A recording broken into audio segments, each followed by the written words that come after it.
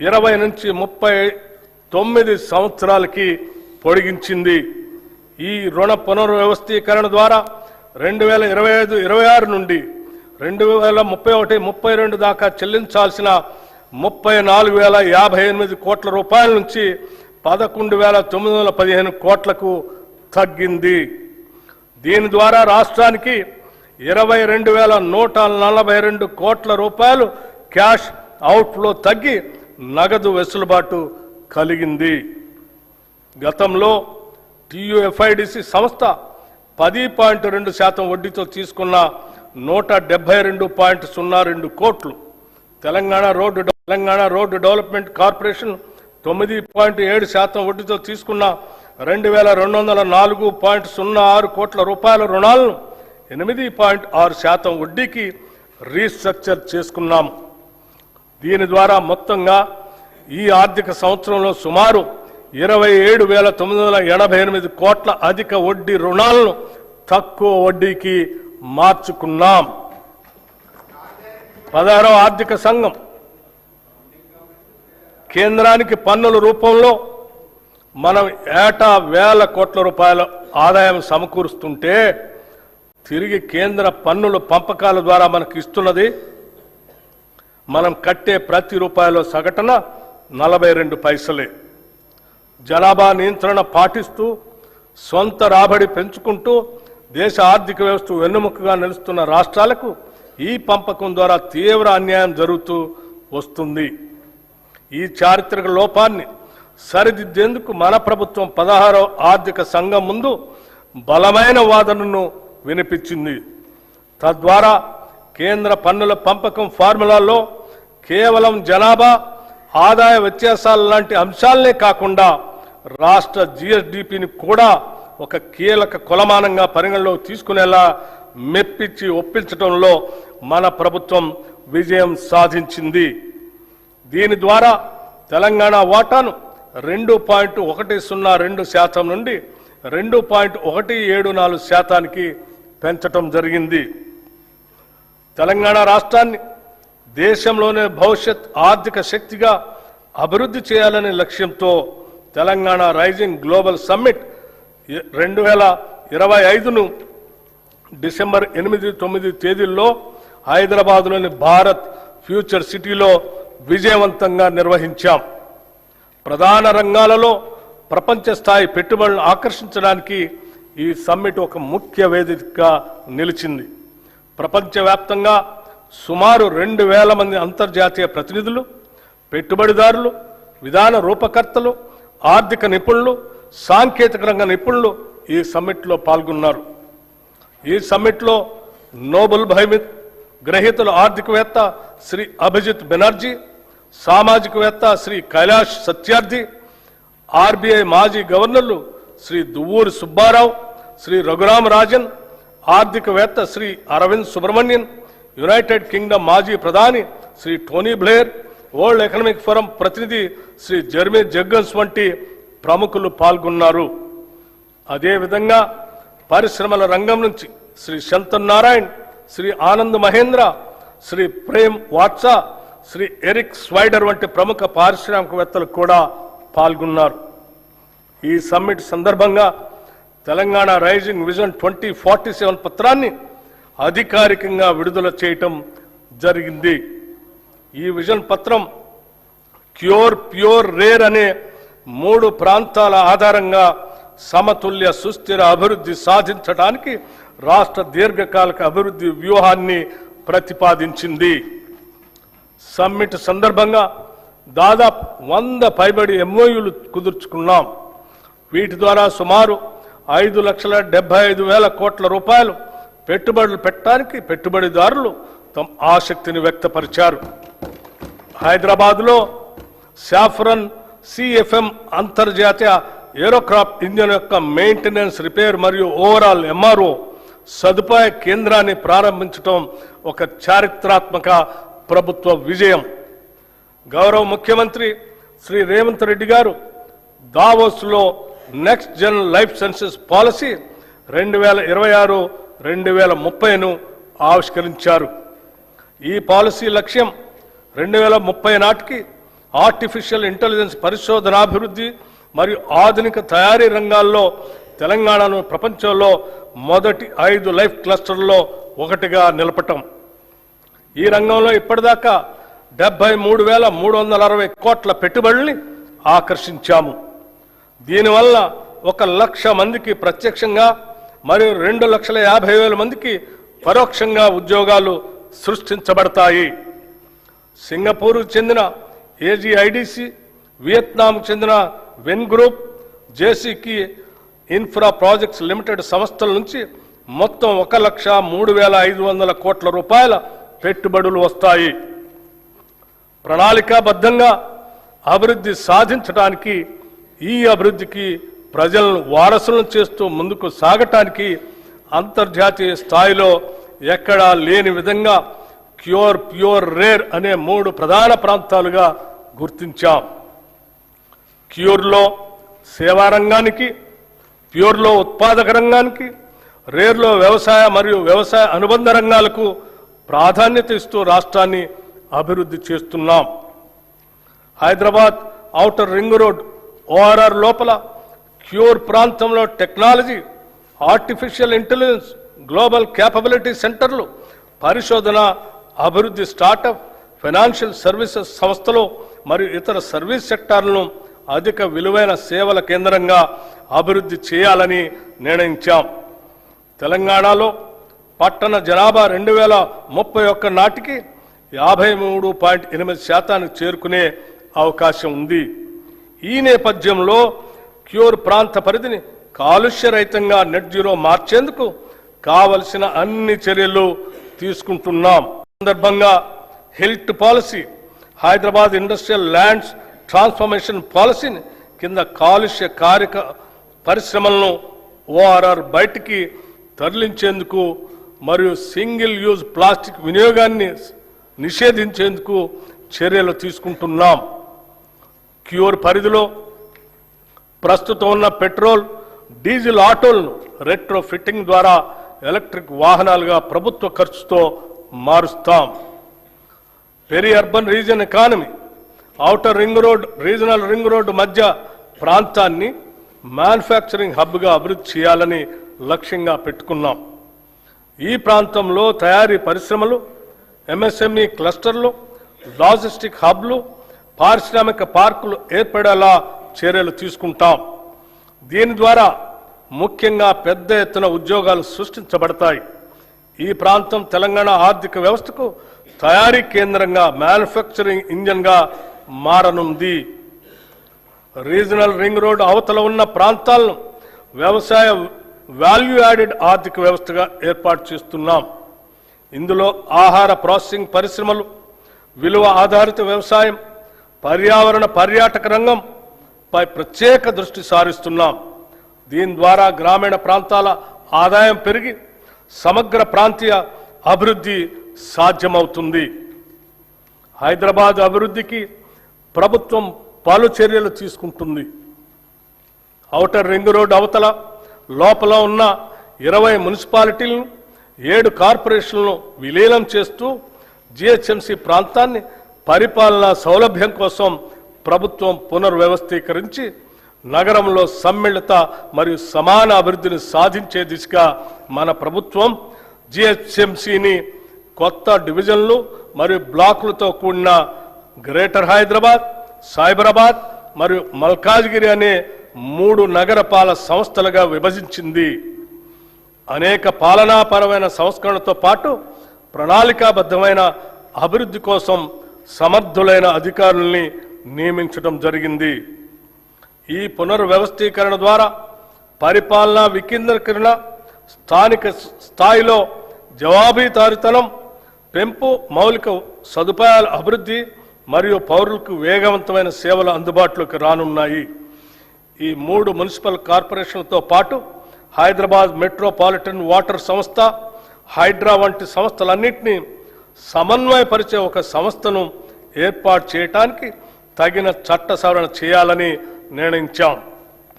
ప్రపంచవ్యాప్తంగా అతివేగంగా అభివృద్ధి చెందుతున్న గ్లోబల్ సిటీల జాబితాలో ఇప్పటిదాకా మన దేశంలో ఢిల్లీ, ముంబై వంటి పట్టణాలు మాత్రమే టాప్ 10 లిస్టులో ఉన్నాయి. ఇప్పుడు హైదరాబాద్ కూడా ఆ జాబితాలో చేరబోతున్నది. పోలీస్ కమిషనరేట్ పునర్వ్యవస్థీకరణ గురించి హైదరాబాద్ మహానగర ప్రాంతంలోని పోలీస్ వ్యవస్థ సామర్థ్యాన్ని బలోపేతం చేయటం కోసం ఈ ప్రాంత పోలీస్ వ్యవస్థ పరిధిని హైదరాబాద్, సైబరాబాద్, మల్కాజ్గిరి, ఫ్యూచర్ సిటీ అనే 4 కమిషనరేట్లుగా పునర్వ్యవస్థీకరించాము. హైదరాబాద్ గొప్ప చారిత్రక నగరంగా ప్రపంచవ్యాప్త గుర్తింపు కలిగి ఉంది.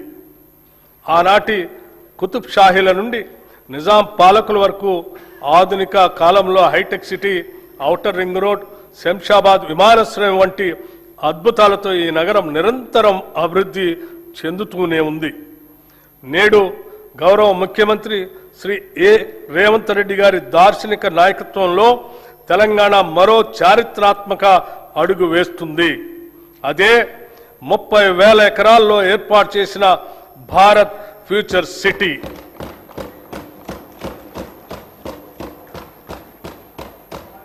రేడియల్ రోడ్ల నిర్మాణం ఫ్యూచర్ సిటీని నేరుగా ఆంధ్రప్రదేశ్లోని మచిలీపట్నం పోర్టుకి అనుసంధానించే గ్రీన్ఫీల్డ్ జాతీయ రహదారి, భూగర్భ విద్యుత్ వ్యవస్థ, పర్యావరణ అనుకూల స్మార్ట్ గ్రిడ్లతో ఈ నగరం సుస్థిర అభివృద్ధికి నిదర్శనంగా నిలుస్తుంది.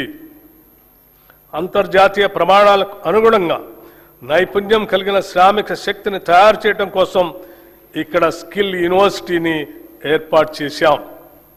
ఈ ఫ్యూచర్ సిటీ నిర్మాణం పూర్తి చేసుకుంటే ఈ నగరం అంతర్జాతీయ నగరాల సరసన నిలిచి అంతర్జాతీయ పర్యాటక కేంద్రంగా మారుతుంది. తెలంగాణ ఉద్యమ ఆకాంక్షలలో అత్యంత కీలకమైన ఉద్యోగ నియామకాల భర్తీకి ప్రజాప్రభుత్వం అత్యంత ప్రాధాన్యతనిచ్చింది. గత ప్రభుత్వం నిరుద్యోగుల జీవితాలతో చెలగాటం ఆడింది.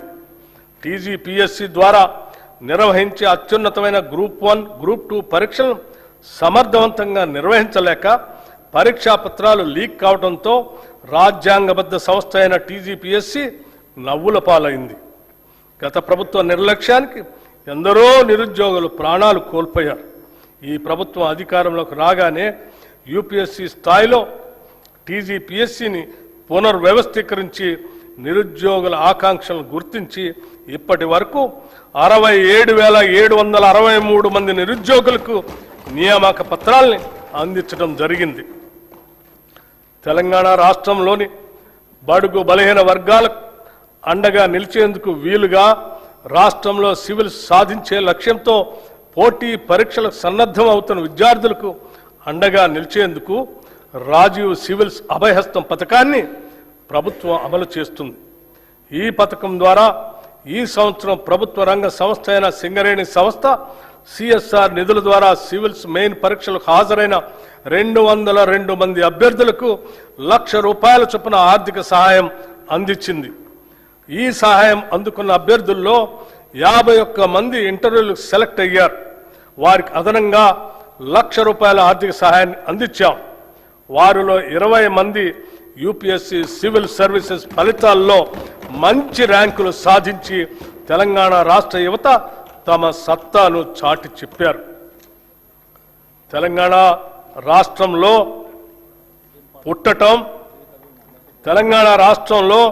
పుట్టటం ఇక్కడ జీవించటం ఒక వరం అనే విధంగా ప్రభుత్వం చర్యలు తీసుకుంటున్నది, సౌకర్యాలు కల్పిస్తున్నది.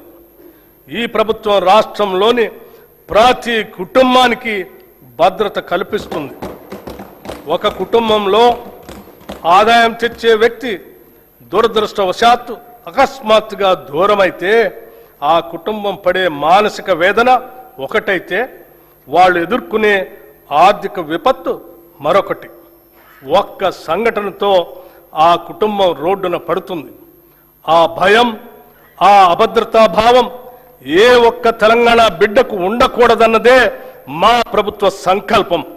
ప్రపంచంలోని ఏ అభివృద్ధి చెందిన దేశానికి సాధ్యం కాని రీతిలో కని విని ఎరుగని ఒక మహత్తర జీవిత బీమా పథకానికి ఈ బడ్జెట్లో శ్రీకారం చుడుతున్నాం. సామాజిక అంతరాలతో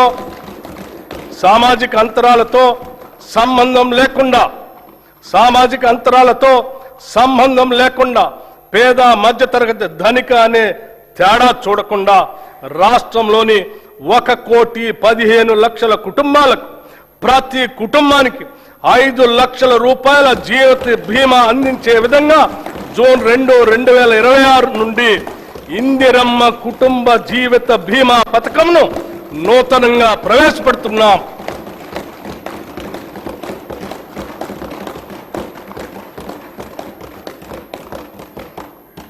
ప్రజల సమస్యలను త్వరితగతిన పరిష్కరించేందుకు, పరిపాలనలో పారదర్శకత, బాధ్యతను పెంపొందించేందుకు ఏర్పాటు చేసిన ప్రజావాణి కార్యక్రమం విజయవంతంగా కొనసాగుతుంది. హైదరాబాద్లో ఉన్న మహాత్మా జ్యోతిబా పూలే ప్రజాభవన్లో ప్రజల వినతులను నేరుగా సమర్పించే అవకాశాన్ని కల్పించాం.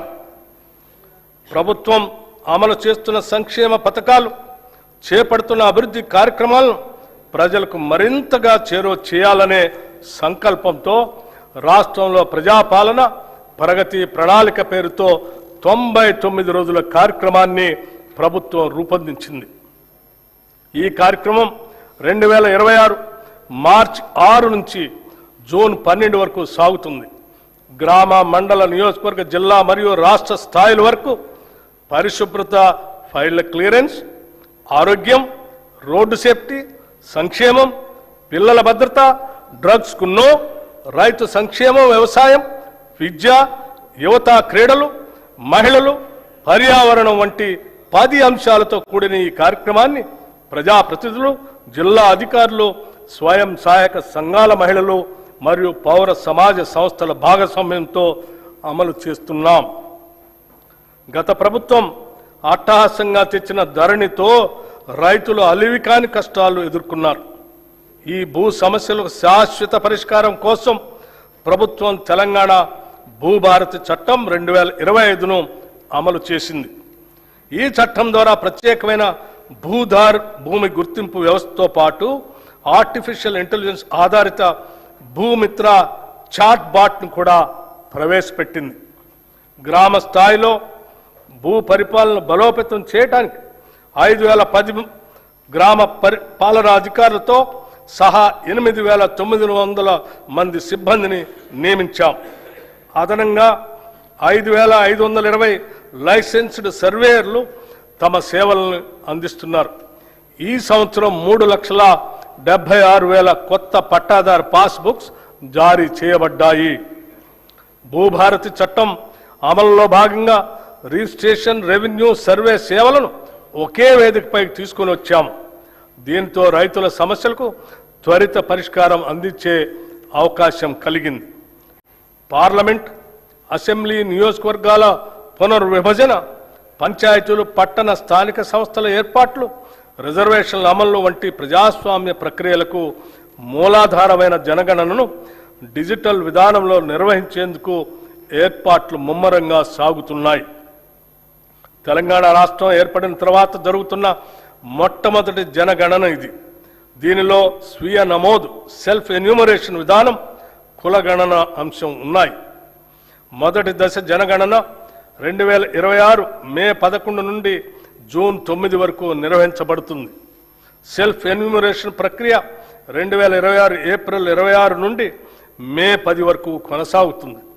రెండవ దశ దేశవ్యాప్తంగా 2027 ఫిబ్రవరి 9 నుండి ఫిబ్రవరి 28 వరకు నిర్వహిస్తారు.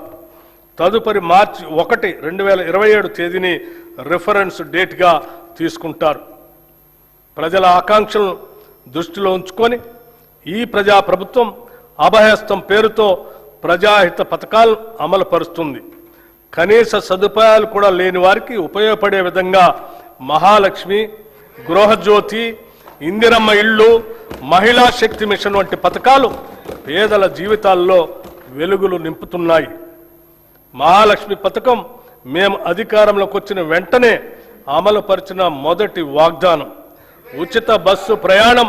ఈ పథకం ద్వారా ప్రతిరోజు రాష్ట్రంలోని 34,37,000 మంది ఆడబిడ్డలు ఉచితంగా ఆర్టీసీ బస్సులో ప్రయాణిస్తున్నారు. ఇప్పటి వరకు ఈ పథకం ద్వారా రాష్ట్రంలోని మహిళలు 269,68,00,000 ఉచిత ప్రయాణాలు చేసి దాదాపు 9,222 కోట్ల రూపాయల్ని ఆదా చేసుకున్నారు.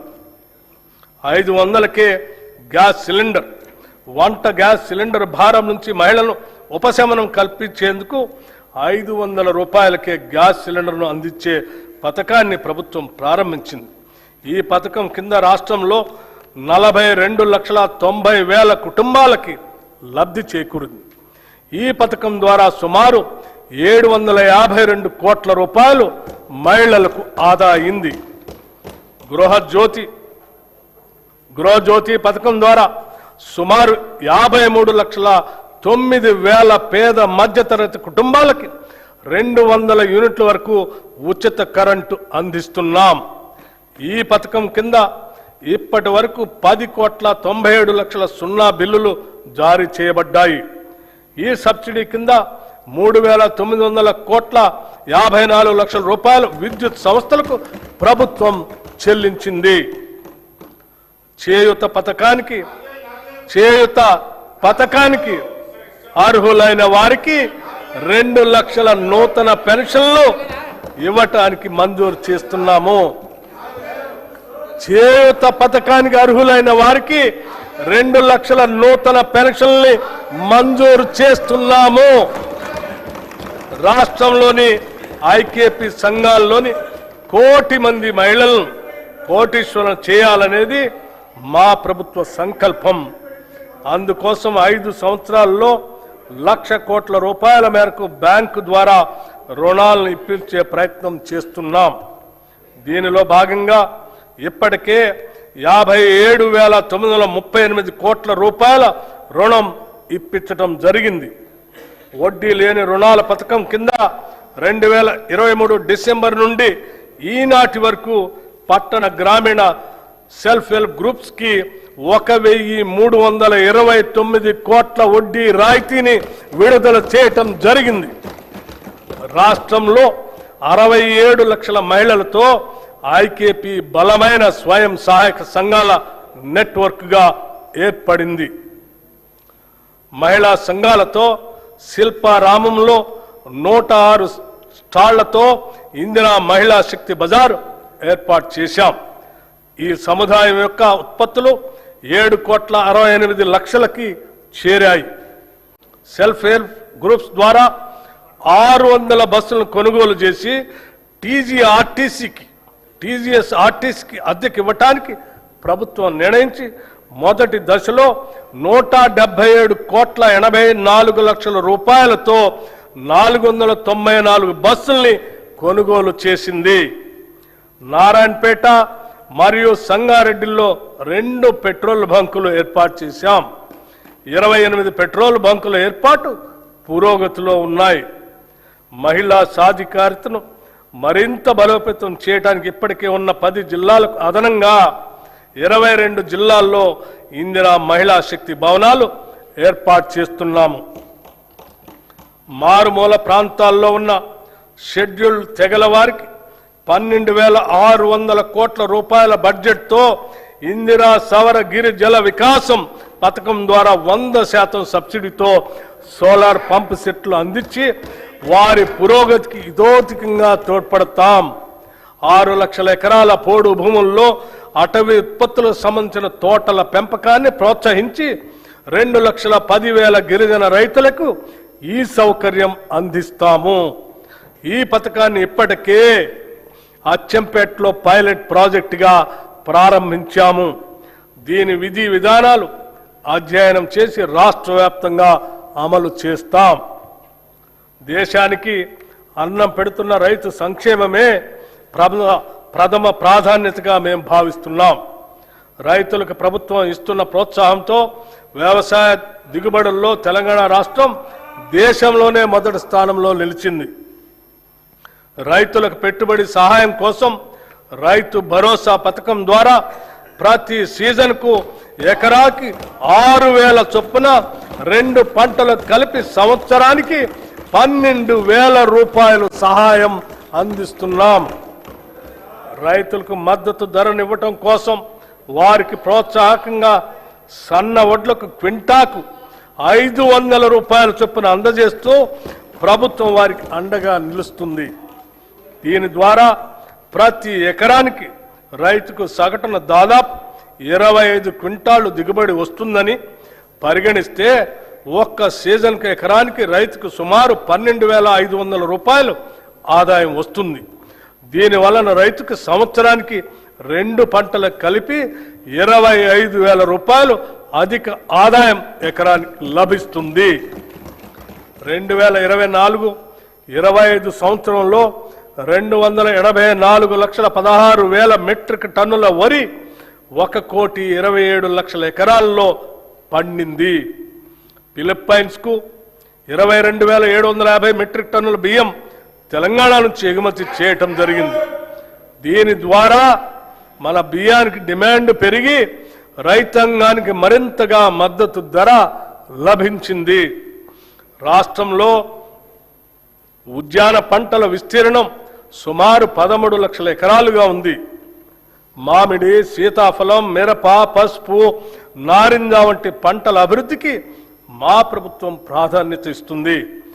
79,287 మంది రైతులు 2,90,466 ఎకరాల్లో ఆయిల్ పామ్ పంటను సాగు చేస్తున్నారు.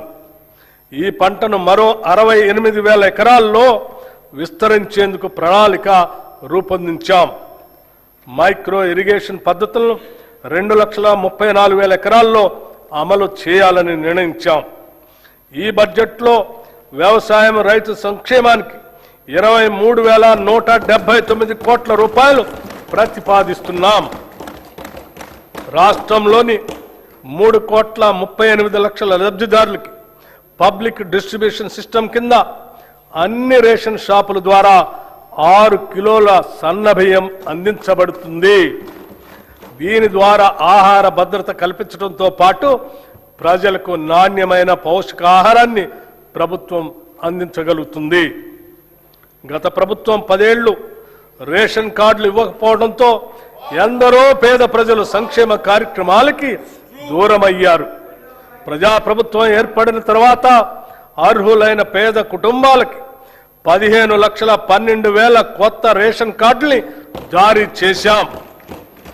పాత కార్డులో మరో 19,44,000 మంది కొత్త సభ్యుల్ని చేర్చాం. రాష్ట్రంలో ప్రస్తుతం 1,05,07,879 రేషన్ కార్డులు ఉన్నాయి. ఈ బడ్జెట్లో పౌర సరఫరాల శాఖకు 7,366 కోట్ల రూపాయలు ప్రతిపాదిస్తున్నాం.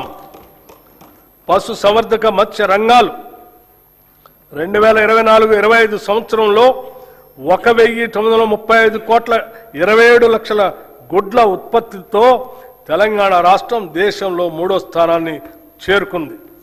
11,58,000 టన్నుల మాంసం ఉత్పత్తి చేసి దేశంలో 5వ స్థానానికి చేరుకున్నాం. 2025-26 ఆర్థిక సంవత్సరానికి గాను రాష్ట్ర జిఎస్డిపికి పశు సంవర్ధక రంగం 1,03,525 కోట్ల రూపాయలు అందించగా మత్స్య రంగం 7,763 కోట్ల రూపాయలు అందించింది. కోహెడలో 47 కోట్ల రూపాయలతో హోల్సేల్ చేపల మార్కెట్ని నిర్మిస్తున్నాము. ఈ బడ్జెట్లో పశు సంవర్ధక మత్స్య శాఖకు 1,529 కోట్ల రూపాయలని ప్రతిపాదిస్తున్నాము. విద్యుత్ అభివృద్ధి, విశ్వసనీయత, భవిష్యత్తు దిశగా తెలంగాణ మన ప్రజాప్రభుత్వం విద్యుత్ రంగాన్ని కేవలం సరఫరా వ్యవస్థగా కాకుండా సామాజిక న్యాయం, ఆర్థిక వృద్ధి మరియు భవిష్యత్ తెలంగాణకు పునాదిగా భావిస్తుంది. విద్యుత్ అనేది కేవలం సేవ కాదు, అది సమాజం ఎలా పనిచేస్తుందో చెప్పే అర్థం.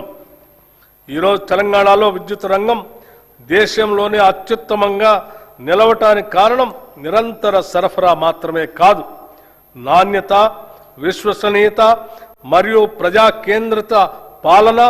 ప్రస్తుతం మన రాష్ట్రంలో 23,187 మెగావాట్ల స్థాపిత సామర్థ్యం ఉంది. అందులో గణనీయమైన భాగం పునరుత్పాదక శక్తి వనరుల నుంచే వస్తుంది. మార్చి 13, 2026 తెలంగాణ విద్యుత్ రంగానికి చారిత్రాత్మక రోజు.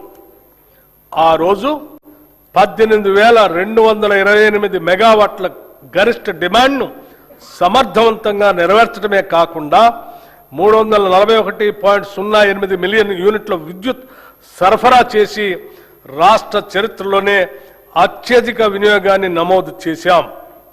అంతేకాదు, ప్రతి వ్యక్తికి విద్యుత్ వినియోగం 2,508 యూనిట్లు ఉండగా ఇది దేశ సగటు కంటే చాలా ఎక్కువ. ఇది తెలంగాణ అభివృద్ధి వేగాన్ని స్పష్టంగా చూపించే సూచిక. ఒకప్పుడు విద్యుత్ కొరత గురించి మాట్లాడుకునే తెలంగాణ ఈరోజు విద్యుత్ భవిష్యత్తును రూపొందించే తెలంగాణగా మారింది. మన ప్రభుత్వం విద్యుత్ సేవలను ప్రజలకు మరింత చేరువ చేయడంలో ఒక కొత్త విధానాన్ని తీసుకొచ్చింది. అధికారులు కార్యాలయాల్లో కాకుండా ప్రజల మధ్యకు వెళ్లే విధంగా ప్రజాబాట, పొలం బాట అనే కార్యక్రమాన్ని అమలు చేస్తున్నాం. సమస్యలు ఫైళ్లలో కాదు, ప్రజల దగ్గరే పరిష్కారం అవుతున్నాయి. 214 ఎలక్ట్రిక్ అంబులెన్సులు మరియు 24 గంటల 1912 కాల్ సెంటర్ ద్వారా తక్షణ స్పందన అందిస్తున్నాం. పాలనా పరంగా ఉండే వ్యవస్థ కాదు, సమస్య దగ్గరకు వెళ్లే వ్యవస్థ ఇది. సాంకేతిక రంగంలో కూడా కీలక మార్పులు తీసుకువస్తున్నాం. రియల్ టైం ఫీడర్ మానిటరింగ్ వంటి ఆధునిక వ్యవస్థలు అమలు చేస్తూ సరఫరా నాణ్యతను నిరంతరం పర్యవేక్షించే స్థాయికి తీసుకొచ్చాం. ఇటీవల ఎస్ఎల్సి ఛార్జీల సవరణ ద్వారా కొత్త విద్యుత్ కనెక్షన్లు కాంటాక్ట్ లెస్ విధానంలో అందించే వ్యవస్థను ప్రవేశపెట్టాం.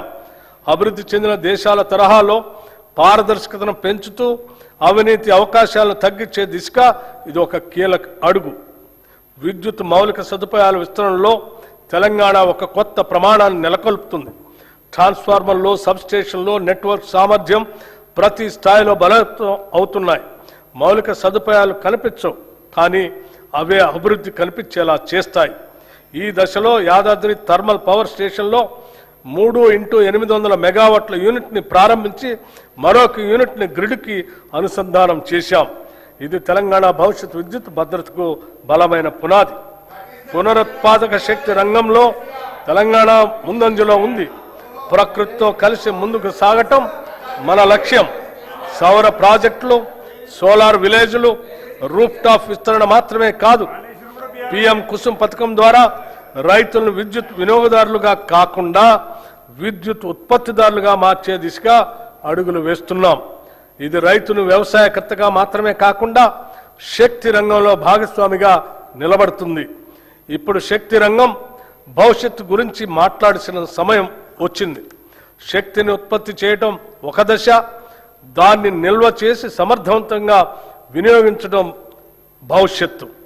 ఈ దశగా మహేశ్వరం మరియు చౌటప్పల్లో 1500 megawatts hour battery energy storage వ్యవస్థలను ఏర్పాటు చేస్తున్నాం. అలాగే టీజీ జెన్కో హైడల్ ఉత్పత్తిలో రికార్డు సాధించే లక్ష్యాన్ని దాదాపు రెట్టింపు చేసింది. ఈ సందర్భంగా సింగరేణి కాలేజ్ కంపెనీ లిమిటెడ్ సంస్థ చేసిన సేవలను కూడా మనం గుర్తు చేసుకోవాలి. రాష్ట్ర విద్యుత్ ఉత్పత్తి, ప్రసారం, పంపిణీ వ్యవస్థకు అవసరమైన బొగ్గు సరఫరాలో ఈ సంస్థ కీలక పాత్ర పోషిస్తుంది. అదేవిధంగా జైపూర్ థర్మల్ ప్లాంట్ ద్వారా విద్యుత్ ఉత్పత్తిలో కూడా ఈ సంస్థ తన వంతు పాత్రను పోషిస్తుంది.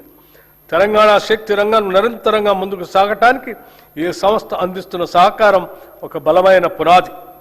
తెలంగాణ రైజింగ్ గ్లోబల్ సమ్మిట్ సందర్భంగా టీజీ జెన్కో ద్వారా 11,460 మెగావాట్ల పంప్ స్టోరేజ్ మరియు ఇతర ప్రాజెక్టులకు 95,150 కోట్ల పెట్టుబడుల్ని ఆకర్షించాం.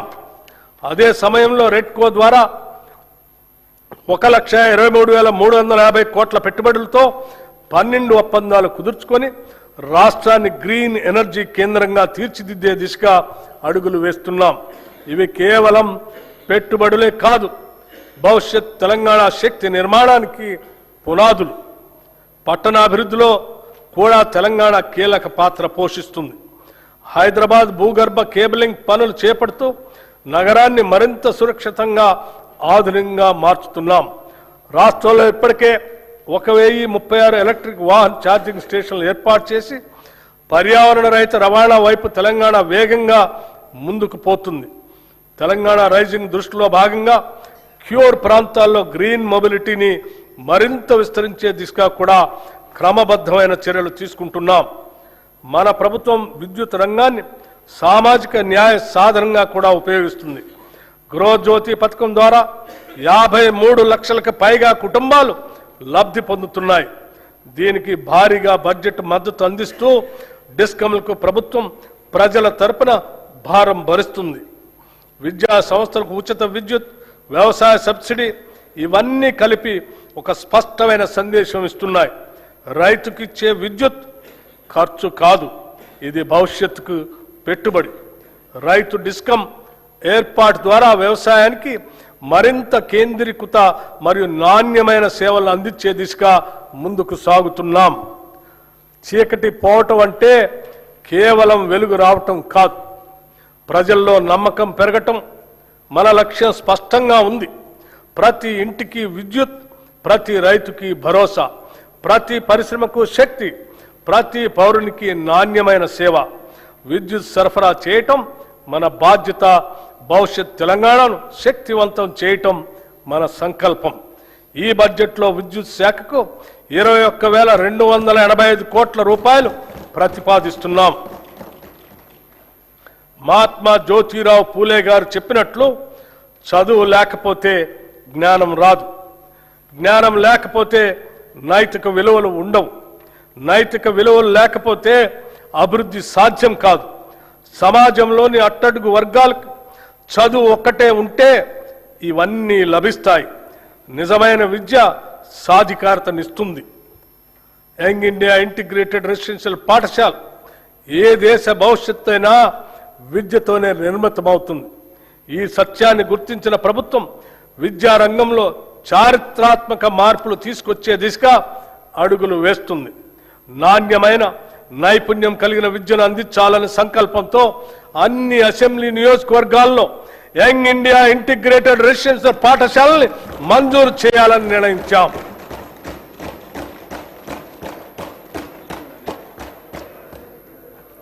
తెలంగాణ సమాజం ఒక ఉమ్మడి వసుదైక కుటుంబంగా SC, ST, BC, minority, OC విద్యార్థులు ఒకే చోట చదువుకునేందుకు వీలుగా అధునాతన వసతులతో 105 యంగ్ ఇండియా ఇంటిగ్రేటెడ్ రెసిడెన్షియల్ పాఠశాలలు నిర్మిస్తున్నాం.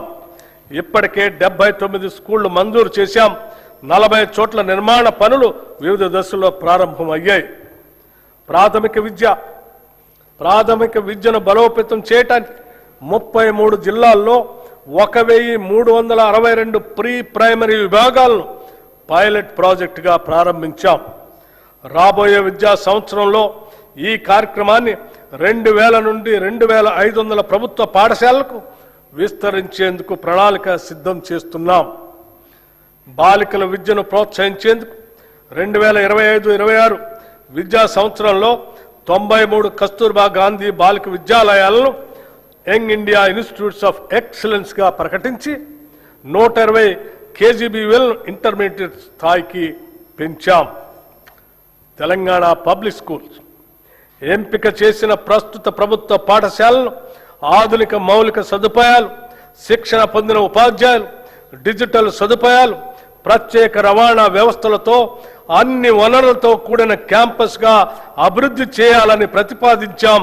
ప్రీ ప్రైమరీ నుండి 12వ తరగతి వరకు 1,500 మంది విద్యార్థులకు విద్య అందించబడుతుంది తెలంగాణ పబ్లిక్ స్కూల్స్ లో.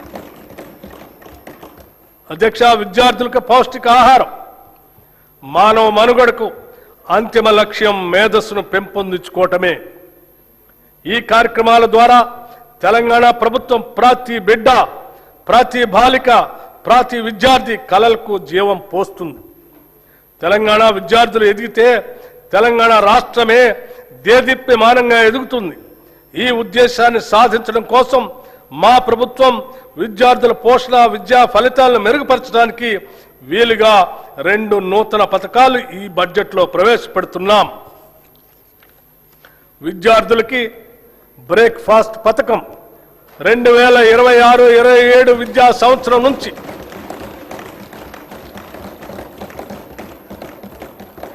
2026-27 విద్యా సంవత్సరం నుంచి ప్రీ ప్రైమరీ నుండి ఇంటర్మీడియట్ వరకు చదువుతున్న విద్యార్థులకు నాణ్యమైన పోషకాలతో రాష్ట్రంలో నూతనంగా బ్రేక్ఫాస్ట్ పథకాన్ని ప్రారంభించేందుకు ప్రభుత్వం నిర్ణయించింది.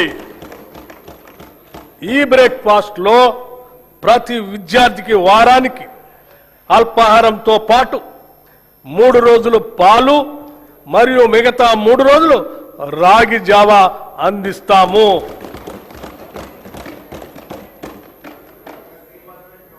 This landmark initiative will improve nutrition and health outcomes, increase attendance and punctuality, reduce dropouts and absenteeism. It will ease the burden on working parents. In simple words, no child in Telangana should begin a school day on an empty stomach. This is a watershed reform for student welfare. This breakfast initiative will not only nourish bodies, it will nourish the future of Telangana.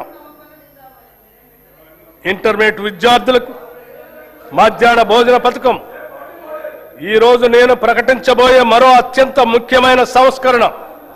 ప్రభుత్వ junior కళాశాలల్లో intermediate అభ్యసిస్తున్న మన విద్యార్థులకు కూడా ఇకపై నూతనంగా మధ్యాహ్న భోజన పథకాన్ని విస్తరిస్తున్నాం.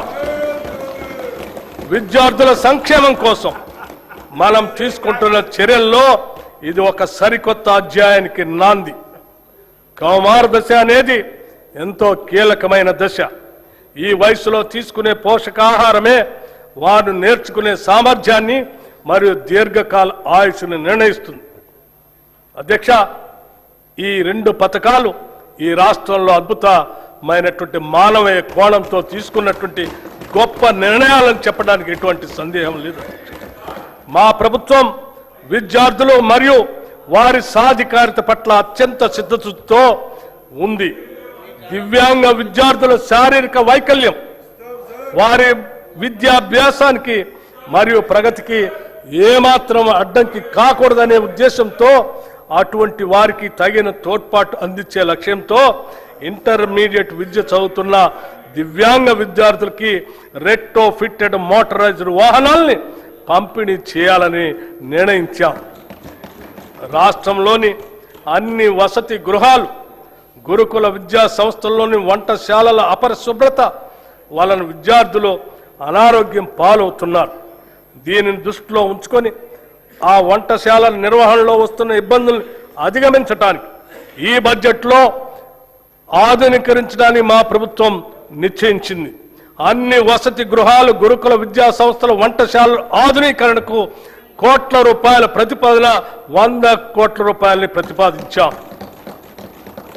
రాష్ట్రంలో పాలమూరు శాతవాహన విశ్వవిద్యాలయ ఆధ్వర్యంలో ఇంజనీరింగ్ మరియు లా కాలేజీలు, తెలంగాణ విశ్వవిద్యాలయం ఆధ్వర్యంలో ఇంజనీరింగ్ కాలేజ్, మహాత్మా గాంధీ విశ్వవిద్యాలయం ఆధ్వర్యంలో లా మరియు ఫార్మసీ కాలేజీలు, Rajiv Gandhi university of knowledge technologies ఆధ్వర్యంలో మహబూబ్ నగర్ క్యాంపస్ను నూతనంగా మంజూరు చేశాం. వీటికి అదనంగా ప్రభుత్వ పాలిటెక్నిక్ కాలేజ్ కోస్కీని ప్రభుత్వ ఇంజనీరింగ్ కళాశాలగా అప్గ్రేడ్ చేశాం. స్టేషన్ గన్పూర్, కే సముద్రం, గంగాధర, ధర్మపురి, పాకాల్, కోస్కీ మరియు దేవరకద్రలో కొత్త ప్రభుత్వ డిగ్రీ కళాశాలలు ప్రారంభించాం. దీంతో రాష్ట్రంలో ప్రభుత్వ డిగ్రీ కళాశాల సంఖ్య 149కి పెరిగింది. రాష్ట్రంలో ఉన్న 57 పాలిటెక్నిక్ కళాశాలను అడ్వాన్స్డ్ టెక్నాలజీ సెంటర్లుగా ఉన్నతీకరిస్తున్నాం. యువతను భవిష్యత్ ఉద్యోగ అవకాశాలు కల్పించడానికి, ఎంటర్ప్రెన్యూర్లుగా ఎదగటానికి వీలుగా పాలిటెక్నిక్ కళాశాలలో 15 కొత్త కోర్సులు 2026-27 విద్యా సంవత్సరంలో ప్రారంభిస్తున్నాం. విశ్వవిద్యాలయాలు, పరిశోధనా సంస్థలకు సంబంధించి భూ విజ్ఞాన, ఖనిజ శాస్త్ర పరిశోధనలకు ప్రత్యేకంగా doctor Manmohan Singh earth sciences యూనివర్సిటీని భద్రాద్రి కొత్తగూడెం జిల్లాలో స్థాపించాం. అలాగే రాష్ట్ర విశ్వవిద్యాలయాల్లో న్యాయ ఇంజనీరింగ్ కళాశాల ద్వారా కొత్త ప్రొఫెషనల్ కోర్సులు ప్రారంభించబడ్డాయి. మౌలిక సదుపాయాల అభివృద్ధి కోసం ఉస్మానియా విశ్వవిద్యాలయానికి 1000 కోట్ల రూపాయలు, వీరనారి చాకలి ఐలమ్మ మహిళా విశ్వవిద్యాలయానికి 400 కోట్ల రూపాయలు ఈ బడ్జెట్లో ప్రతిపాదిస్తున్నాం. మిగిలిన విశ్వవిద్యాలయాలకు కూడా అవసరమైన నిధులు కేటాయిస్తున్నాం. స్కిల్ యూనివర్సిటీ నేటి పోటీ ప్రపంచంలో పరిశ్రమలకు అవసరమగు నైపుణ్యాలున్న మానవ వనరుల కొరత నెలకొని ఉంది. చాలా సందర్భాల్లో ఇంటర్మీడియట్ మరియు డిగ్రీ కళాశాల నుండి ఉత్తీర్ణులైన వస్తున్న మన విద్యార్థుల్లో ఆశించిన స్థాయిలో నైపుణ్యాలు ఉండటం లేదు. అలాగే అధునాతన ప్రత్యేక నైపుణ్యాలు అవసరమైన ఉద్యోగాలకు వారు పూర్తి స్థాయిలో సిద్ధంగా ఉండటం లేదు. ఈ అంతరాన్ని పూడ్చాలనే దార్శనికతతో అటు విద్యావంతులను నిరుద్యోగ యువత ఎదుర్కొంటున్న ఇబ్బందులను, ఇటు పరిశ్రమలు ఎదుర్కొంటున్న నైపుణ్యం కలిగిన మానవ వనరుల కొరతను ఏకకాలంలో పరిష్కరించాలనే ఉద్దేశంతో మన రాష్ట్ర ప్రభుత్వం యంగ్ ఇండియా స్కిల్ యూనివర్సిటీని స్థాపించింది. పరిశ్రమల అవసరాలకు అనుగుణంగా ఆయా పరిశ్రమల భాగస్వామ్యంతోనే రూపొందించిన పాఠ్యాంశాల ద్వారా యువతకు ప్రత్యేక నైపుణ్యాలని అందిస్తాము. ఈ స్కిల్ యూనివర్సిటీని విద్యాశాఖ పరిధిలో తీసుకొని వస్తున్నాము. రాష్ట్రంలోని 65 ప్రభుత్వ ఐటీఐలను ఆధునిక పరిశ్రమ అవసరాలు తగినట్లుగా తీర్చిదిద్దేందుకు అడ్వాన్స్డ్ టెక్నాలజీ సెంటర్లుగా ప్రభుత్వం ఉన్నతీకరించింది. దీనికి అదనంగా 53 అడ్వాన్స్ టెక్నాలజీ సెంటర్ ఏటీసీలను మంజూరు చేసింది. వీటి నిర్వహణ పనులు పురోగతిలో ఉన్నాయి. దీంతో మొత్తం 118 అడ్వాన్స్డ్ టెక్నాలజీ సెంటర్లు అందుబాటులోకి వస్తున్నాయి. అడ్వాన్స్ టెక్నాలజీ సెంటర్లో శిక్షణ పొందుతున్న ట్రైనీలకి ప్రతి నెల 2000 రూపాయలు స్కాలర్షిప్ రూపంలో ఇవ్వాలని ప్రభుత్వం నిర్ణయించింది. నైపుణ్యాలకు సంబంధించిన అన్ని సంస్థలను ఒకే గొడుగు కిందకు తీసుకొని రావడానికి అడ్వాన్స్డ్ టెక్నాలజీ సెంటర్లు, పాలిటెక్నిక్ కళాశాలలు మరియు టామ్కామ్లను ఈ స్కిల్ యూనివర్సిటీ పరిధిలోకి తీసుకొస్తాం. యువతను బ్లూ కాలర్ ఉద్యోగాల కోసం సన్నద్ధం చేసేలా ఉస్మానియా యూనివర్సిటీ, జేఎన్టీయూ తదితర విద్యా సంస్థల తరహాలో ఈ విశ్వవిద్యాలయాన్ని తయారు చేయటమే మా ప్రధాన ఉద్దేశ్యం. 2047 నాటికి రాష్ట్ర ఆర్థిక వ్యవస్థను $3 ట్రిలియన్ స్థాయికి చేర్చాలనే మహోన్నత లక్ష్యంతో ఉన్నాం. ఇందుకు మనకు భారీ సంఖ్యలో నైపుణ్యం కలిగిన మానవ వనరులు అవసరం. భారతదేశంతో పాటు ప్రపంచవ్యాప్తంగా ఉన్న నైపుణ్య ఆధారిత బ్లూ కాలర్ ఉద్యోగ అవకాశాలు, అవసరమైన మానవ వనరులను అందించడంలో తెలంగాణ రాష్ట్రాన్ని యావత్ ప్రపంచానికి ఆదర్శంగా తీర్చిదిద్దాలని మేము భావిస్తున్నాం. పిల్లల భవిష్యత్తు కోసం తీసుకునే నిర్ణయాలు ఎప్పుడూ ఖర్చు కాదు, అవి పెట్టుబడులు మాత్రమే. అమ్మ కలలు పిల్లల చదువు, ఇవే తెలంగాణ భవిష్యత్తు. అమ్మ కలలు పిల్లల చదువు, ఇవే తెలంగాణ భవిష్యత్తు. ఈ బడ్జెట్లో విద్యారంగానికి 26,674 కోట్ల రూపాయలు ప్రతిపాదిస్తున్నాం. రాష్ట్రంలోని పేద ప్రజలందరికీ నాణ్యమైన వైద్య సేవలు అందించడమే లక్ష్యంగా మా ప్రభుత్వం ప్రజా ఆరోగ్య వ్యవస్థను బలోపేతం చేస్తుంది. తెలంగాణ రైజింగ్ విజన్ 2047 లక్ష్యాల మేరకు రాష్ట్ర ప్రభుత్వం మాతా శిశు సంక్షేమ ఆరోగ్యం, యువత ఆరోగ్యం, దీర్ఘకాలిక వ్యాధుల నియంత్రణ, అలాగే మానసిక ఆరోగ్య సంరక్షణపై ప్రత్యేక ప్రాధాన్యం ఇస్తుంది. ప్రభుత్వ ఆసుపత్రులను బలోపేతం చేయడానికి జిల్లా కేంద్రాల్లో డే కేర్ క్యాన్సర్ సెంటర్లు, నాన్ కమ్యూనికబుల్ వ్యాధుల క్లినిక్స్, వృద్ధుల ప్రత్యేక క్లినిక్స్, పాలియేటివ్ కేర్ సెంటర్లు, ట్రాన్స్జెండర్ల కోసం మైత్రి క్లినిక్స్ ఏర్పాటు చేయబడ్డాయి. ఇంతకాలం గ్రాంటిన్ ఎయిడ్ సంస్థగా ఉన్న 12,720 బెడ్స్ సామర్థ్యం కల తెలంగాణ వైద్య విధాన పరిషత్తును పూర్తి స్థాయి ప్రభుత్వ సెకండరీ హెల్త్ కేర్ విభాగంగా చేస్తున్నాం. దేశంలో ఎక్కడా లేని విధంగా కేవలం అభివృద్ధి చెందిన దేశాలు మాత్రమే లభించే ప్రజల హెల్త్ ప్రొఫైల్ని రాష్ట్రంలోని ప్రజలందరికీ అమలు పరుస్తున్నాం. మానవ వనరుల సంక్షేమంలో భాగంగా రాష్ట్రంలోని ప్రజలందరి ఆరోగ్య రక్షణ అత్యంత ప్రధానమైంది. అందుకోసం ప్రజలందరి హెల్త్ ప్రొఫైల్ని సిద్ధం చేసి వారికి డిజిటల్ హెల్త్ కార్డులు అందజేస్తాం. వీటి నిర్వహణలో అత్యంత గోప్యతని పాటిస్తాం. నూతన వైద్య కళాశాలలు మరియు సంస్థలు గత ప్రభుత్వం కేవలం పేపర్ల మీదే మెడికల్, నర్సింగ్, ఇతర కళాశాలను చూపించి ప్రజల్లో ఒక భ్రమను కలిగింపజేసింది. కానీ మేము వాటిని వాస్తవ రూపంలో తీసుకొచ్చి వాటి నిర్మాణ పనులను ప్రారంభించాం. ప్రభుత్వ ఆసుపత్రుల్లో మౌలిక సదుపాయాల కల్పనపై మా ప్రభుత్వం ప్రత్యేక దృష్టి సారించింది. 2023 డిసెంబర్ నాటికి ప్రభుత్వ ఆసుపత్రుల్లో 30,377 పడకలు అందుబాటులో ఉండగా కొత్తగా ప్రారంభించిన 9 ప్రభుత్వ వైద్య కళాశాల ద్వారా మరో 1,980 టెరిషరీ కేర్ పడకలు అందుబాటులోకి వచ్చాయి. దీనికి అదనంగా మా ప్రభుత్వం ఏర్పడిన తర్వాత 2024 సంవత్సరంలో 4,540 కొత్త బెడ్స్ అందుబాటులోకి వచ్చాయి. 2026 చివరి నాటికి సనత్ నగర్, ఎల్బీ నగర్, అల్వాల్లోని టిమ్స్ ఆసుపత్రులతో పాటు నిమ్స్ విస్తరణ, వరంగల్ మల్టీ సూపర్ స్పెషాలిటీ ఆసుపత్రితో కలిపి మరో 6,582 టెరిషరీ కేర్ పడకల్ని అందుబాటులోకి తీసుకొని వస్తాం. ఇవి కాక సెకండరీ కేర్ ఆసుపత్రుల్లో 12,720 పడకలు ఉన్నాయి. దీంతో రాష్ట్ర ప్రభుత్వ ఆసుపత్రుల్లో మొత్తం టెరిషరీ కేర్ పడకల సంఖ్య 44,029కి చేరుకుంటుంది. భారత ప్రజా ఆరోగ్య ప్రమాణాల ప్రకారం ప్రతి 1000 మందికి ఒక పడక ఉండాలన్న నిబంధనను మనం గణనీయంగా అధిగమించడం మనందరికీ గర్వకారణం. నూతనంగా 17 మెడికల్ కాలేజీల నిర్మాణాలు చేపడుతున్నాం. మెడికల్ విద్యను విస్తరించేందుకు కొత్తగా 9 ప్రభుత్వ medical college, 16 nursing college, 28 paramedical కాలేజీలు ప్రారంభించబడ్డాయి. చికిత్స ఆధారిత వ్యవస్థ నుంచి నిరోధక వైద్య సేవల వైపు మార్పును తీసుకొని వస్తున్నాం. ఈ బడ్జెట్లో వైద్య మరియు ఆరోగ్య శాఖకి 13,679 కోట్ల రూపాయలు ప్రతిపాదిస్తున్నాం. ఉద్యోగులు, ఉపాధ్యాయులు, పెన్షనర్ల సంక్షేమం. కొన్ని దశాబ్దాల నుంచి ప్రభుత్వ ఉద్యోగులు మరియు పెన్షనర్లు ఎదురు చూస్తున్నటువంటి నగదు రహిత ఆరోగ్య భద్రతా పథకాన్ని ప్రారంభిస్తున్నాం.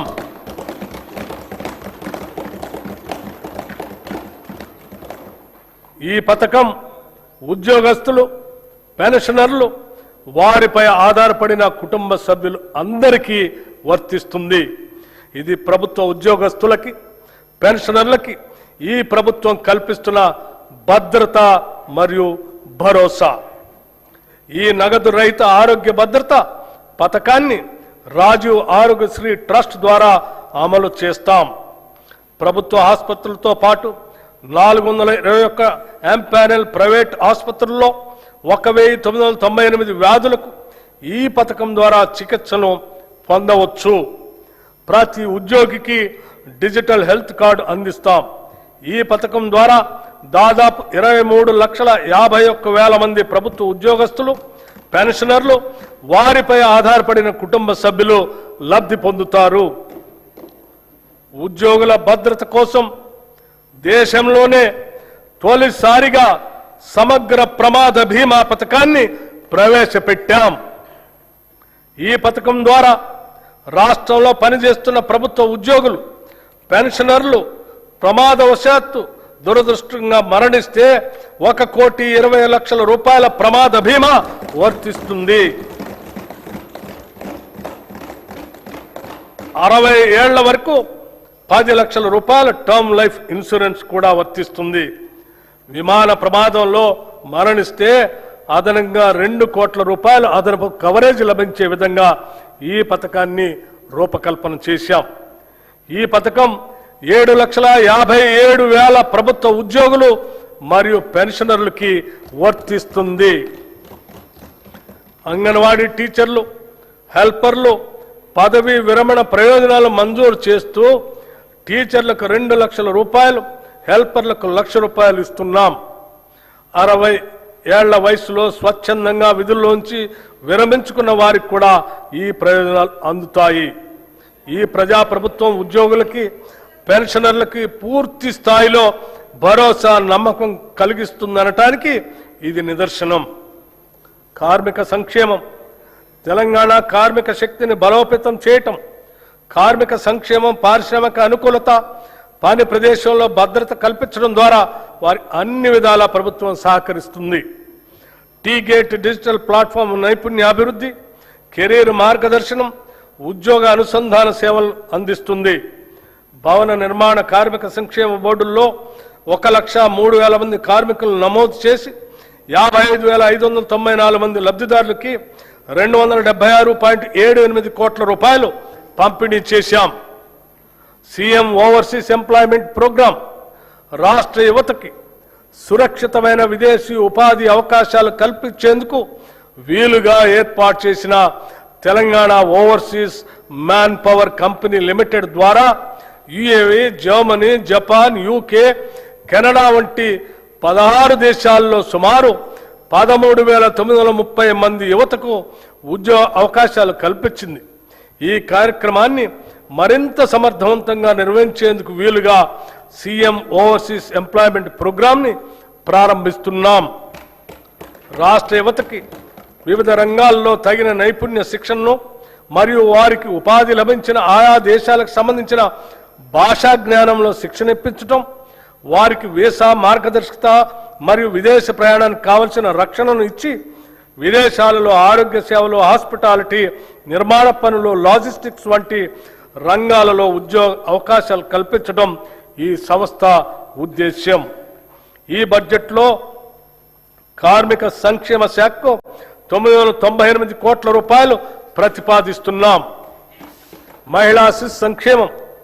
ఒక దేశం యొక్క పురోగతి అక్కడ మహిళల స్థితి ద్వారా కొలవబడుతుంది అని మహాత్మా గాంధీ గారు చెప్పినట్టు 3 నుండి 6 సంవత్సరాల వయసు గల చిన్నారుల ఉజ్వల భవిష్యత్తు కోసం రాష్ట్ర వ్యాప్తంగా ఉన్న 35,781 అంగన్వాడీ కేంద్రాల ద్వారా ఆధారశిల పాఠ్యాంశాల ద్వారా సుమారు 4 లక్షల మంది చిన్నారులకి అత్యుత్తమ ప్రీ ప్రైమరీ విద్యను ఉచితంగా అందించడంతో పాటు 2 జతల యూనిఫామ్లు అందిస్తున్నాం.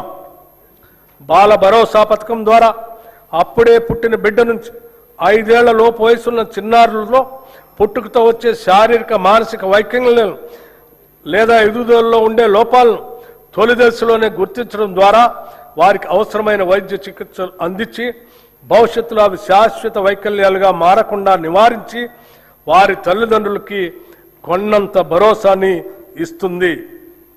దివ్యాంగుల మధ్య జరిగే వివాహాన్ని ప్రోత్సహిస్తూ తమ వైవాహిక జీవితాన్ని సంతోషంగా ప్రారంభించేందుకు వీలుగా 2 లక్షల నగదును మన ప్రభుత్వం కానుకగా అందిస్తుంది. స్టేట్ న్యూట్రిషన్ మిషన్ ద్వారా మన పట్టణాల్లోని పేదలకు అదనపు పౌష్టికాహారాన్ని అందించే లక్ష్యంతో ఈ ఏడాది కొత్తగా 274 మొబైల్ అంగన్వాడీ కేంద్రాలను ఏర్పాటు చేయబోతున్నాం. పాలనా పథకం ద్వారా పనిచేసే మహిళల పిల్లల కోసం రాష్ట్ర వ్యాప్తంగా 500 అంగన్వాడీ క్రష్ సెంటర్లు ప్రారంభిస్తున్నాం. ఈ కేంద్రాల ద్వారా పిల్లలకు పౌష్టికాహారంతో పాటు డే కేర్ సేవలు అందించి వారిని జాగ్రత్తగా చూసుకోవటం జరుగుతుంది.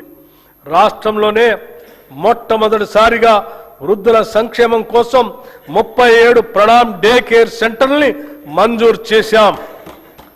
ఈ బడ్జెట్లో మహిళా శిశు సంక్షేమానికి 3,143 కోట్ల రూపాయలు ప్రతిపాదిస్తున్నాం. షెడ్యూల్డ్ కులాలు, తెగల సంక్షేమం. డాక్టర్ బిఆర్ అంబేద్కర్ గారు చెప్పినట్లు రాజకీయ ప్రజాస్వామ్యం సామాజిక ప్రజాస్వామ్యంగా మారనంత కాలం స్వాతంత్రానికి అర్థం లేదు.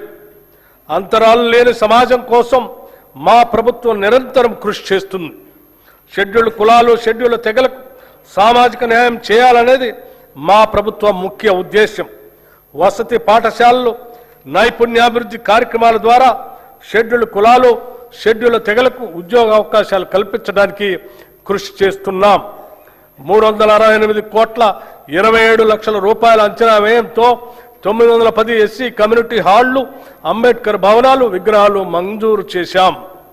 ఎస్సీ ఎస్టీ సబ్ ప్లాన్ చట్టం అమలును సంపూర్ణంగా అమలు చేయడానికి మా ప్రభుత్వం కృతనిశ్చయంతో ఉంది. మా ప్రభుత్వం ఏర్పడిన నాటికి 2023-24 ఆర్థిక సంవత్సరం నాటికి సబ్ ప్లాన్ చట్ట ప్రకారం ఖర్చు చేయాల్సిన నిధుల్లో ఎస్సీలకు చెందిన 13,617 కోట్లు, ఎస్టీలకు చెందిన 1,317 కోట్లు, మొత్తం 14,934 కోట్లు ఖర్చు కాకుండా ఉంది. మా ప్రభుత్వం గత ఆర్థిక సంవత్సరంలో చేసిన కేటాయింపులతో పాటు ఈ బకాయిలను కూడా అదనంగా కేటాయించడం జరిగింది.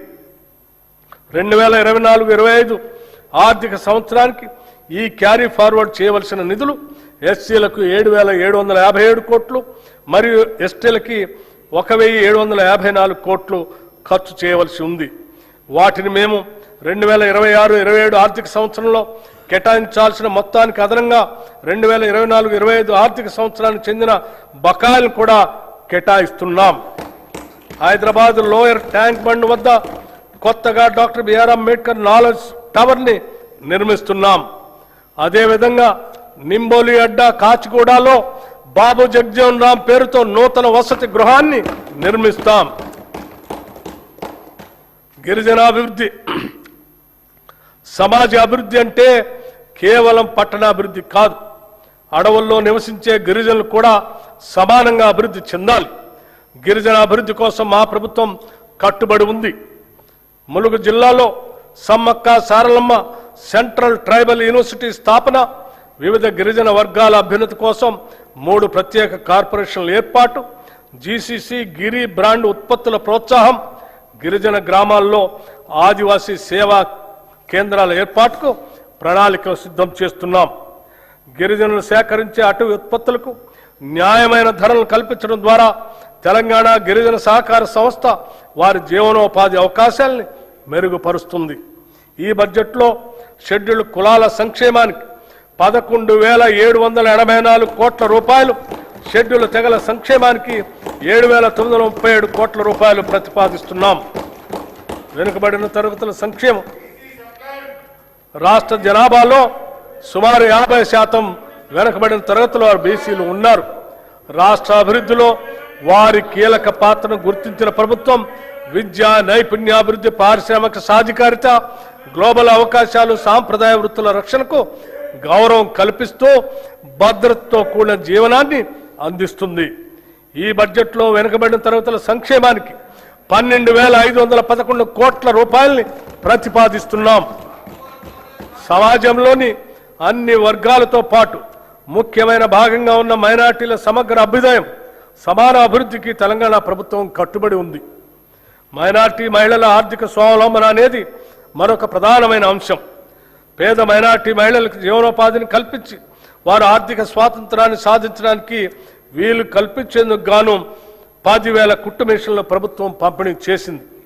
అంతేకాకుండా మైనార్టీ యువతకు సాధికారత కల్పించి ఉపాధి సామర్థ్యాన్ని మెరుగుపరచడానికి ఉత్తమ ఉపాధి అవకాశాలు పెంపొందించుకు వీలుగా 4,655 మంది మైనార్టీ యువతకు నైపుణ్యాభివృద్ధి శిక్షణను అందించడమైనది. ఈ బడ్జెట్లో మైనార్టీ సంక్షేమానికి 3,769 కోట్ల రూపాయలు ప్రతిపాదిస్తున్నాం. రాజీవ్ యువ వికాసం SC, ST, BC, minority, OC వర్గాలకు చెందిన యువతను ఆర్థిక సహాయం అందించే లక్ష్యంతో తెలంగాణ ప్రభుత్వం రాజీవ్ యువ వికాస పథకం అనే ప్రతిష్టాత్మక కార్యక్రమాన్ని ప్రవేశపెట్టింది. వారిలో ఆర్థిక స్వయం సమృద్ధిని, వ్యవస్థాపక సామర్థ్యాలను పెంపొందించడానికి సంబంధిత కార్పొరేషన్ల ద్వారా ఈ పథకం అమలు చేయబడుతుంది. ఈ పథకం అమలుకు 6,000 కోట్ల రూపాయలు ఈ బడ్జెట్లో ప్రతిపాదించాం. గృహ నిర్మాణ శాఖ ప్రతి కుటుంబానికి సొంత ఇల్లు ఉండటం వారి ఆత్మ గౌరవానికి చిహ్నం. దీనిని గుర్తించి ప్రభుత్వం ఇందిరమ్మ ఇళ్ళు అనే పవిత్రమైన ఒక బృహత్తర కార్యక్రమాన్ని ప్రారంభించింది. దీనికోసం పేద కుటుంబాలకు వారి సొంత స్థలాల్లో ఇళ్ల నిర్మాణం కోసం లబ్ధిదారులకి ఒక్కొక్క ఇంటికి 5 లక్షల రూపాయలు ఆర్థిక సహాయం అందిస్తున్నాము. ఈ పథకం కింద ప్రభుత్వం 4,50,000 ఇళ్లను మంజూరు చేసింది. ప్రతి అసెంబ్లీ నియోజకవర్గంలో అర్హత కలిగిన అన్ని వర్గాల వారికి ఈ ఇల్లు కేటాయించబడతాయి. గిరిజన జనాభా ఉన్న ప్రాంతాలకు ప్రత్యేక ప్రాధాన్యత ఇస్తూ ప్రతి నియోజకవర్గానికి అదనంగా 1000 ఇళ్లు కేటాయించాం. ఈ పథకానికి 22,500 కోట్లు ఖర్చు అవుతుంది. ఇప్పటి వరకు 5,073,84,00,000 ఖర్చు చేశాం. ఈ బడ్జెట్లో గృహ నిర్మాణ శాఖకు 7,430 కోట్ల రూపాయలు ప్రతిపాదిస్తున్నాం. ఐటీ రంగంలో మనం సాధిస్తున్న అభివృద్ధి దేశానికే తలమానికంగా మారిందనటంలో సందేహం లేదు. రాష్ట్రంలో 1,500 కంటే ఎక్కువ ఐటీఈఎస్ కంపెనీలు ఉన్నాయి. తెలంగాణ ప్రభుత్వం ఐటీ రంగంలో వృద్ధిని సాధించడానికి, పెట్టుబడులు ఆకర్షించడానికి, ఉపాధి కల్పన కోసం 1వ, 2వ ఐసిటి విధానాలను ప్రారంభించింది. వీటితో పాటు ఎలక్ట్రానిక్స్ పాలసీ, ఇమేజ్ పాలసీ వంటి వాటిని కూడా ప్రభుత్వం తీసుకువస్తుంది. రాష్ట్ర ఐటీ ఎగుమతులు 3.13 లక్షల కోట్లకు చేరుకొని 9.39 లక్షల మందికి పైగా ఉపాధి అవకాశాలు కల్పిస్తున్నాయి. భారతదేశంలోని మొత్తం గ్లోబల్ క్యాపబిలిటీ సెంటర్లలో సుమారు 20% హైదరాబాద్లోనే ఉన్నాయి. 2024-25లో 70కి పైగా కొత్త జీసీసీలు ఇక్కడ ఏర్పాటు చేయబడ్డాయి. ప్రపంచ టెక్ దిగ్గజం గూగుల్ కంపెనీ హైదరాబాద్లో గూగుల్ సేఫ్టీ ఇంజనీరింగ్ సెంటర్ని ఏర్పాటు చేసింది. హైదరాబాద్ పశ్చిమ ప్రాంతానికే పరిమితం కాకుండా నగరం చుట్టూ ఐటీని విస్తరించడానికి గ్రిడ్ విధానాన్ని ప్రభుత్వం ప్రోత్సహిస్తుంది.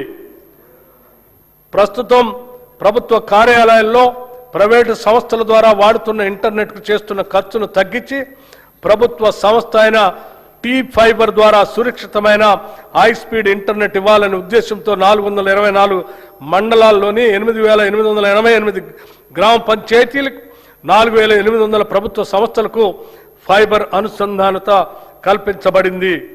ఈ సంవత్సరాంతానికి 50,000 ప్రభుత్వ సంస్థలకు ఈ సౌకర్యం కల్పించాలని లక్ష్యంగా పెట్టుకున్నాం.